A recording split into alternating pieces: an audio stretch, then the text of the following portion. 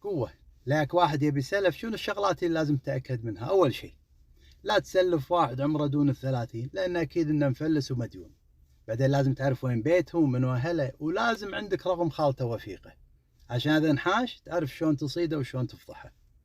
وطلع البيت شوف إذا في رخام، حتى لو طوفة واحدة، بس إذا كله طابوق لا خله يولي، لا تسلفه.